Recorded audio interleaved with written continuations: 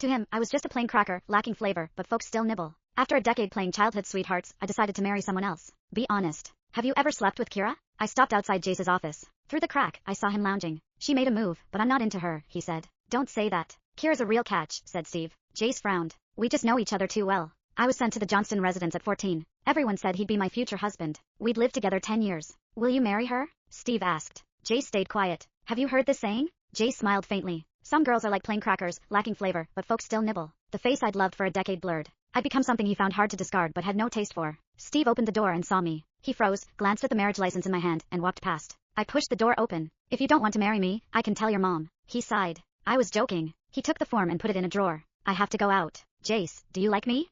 He smiled. Of course. Why else would I get your favorite pears, bring roses, and want to marry you? Every time he smiled, I surrendered. But not this time. Is it romantic? He walked away, avoiding the question. His phone rang. His grip on the steering wheel tightened. He switched to his earpiece. Yes, I'm on my way. He hung up. Something urgent.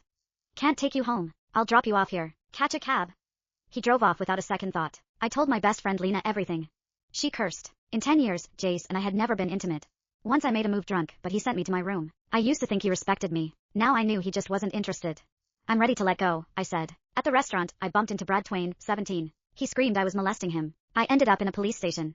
Jace arrived with Tanya Twain. Her husband Desmond, Jace's close friend, had died recently. Surveillance proved I was innocent. Jace grabbed my hand and pulled me out. Ray, are you doing this to get back at me? Where did you touch him? Jealousy flashed.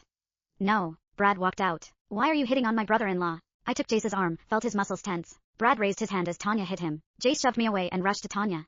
Where does it hurt? My stomach, Jace. I'd never seen him so frantic for another woman. He carried her to the car. Ray, drive. I didn't move. Brad grabbed me. I slapped him. Brad stormed off. Tanya clutched her stomach. Jace, it hurts. I drove to the hospital. Doctor, she's having a child. Having a child? Desmond's gone. Is the baby yours? Of course not. It's Desmond's. He asked me to take care of her. I felt guilty. The doctor came out. Your wife is at risk. Sign here. Jace signed in the family member section. Tanya was saved. In her room, she cried, grabbing Jace's hand. I walked over. Mrs. Blake, emotions are bad for the baby. Outside, I asked, does Tanya like you? No. Do you like her? We're just friends. Even if you're looking after her, there are boundaries. Yeah, I understand. A stretcher rushed toward us. Jace pulled me against his chest. His heartbeat was fast. It reminded me of when I first fell for him, his heart racing, for me. Let's go home, I said. He kissed my forehead. I waited at the door. As he came out, I heard her sobbing.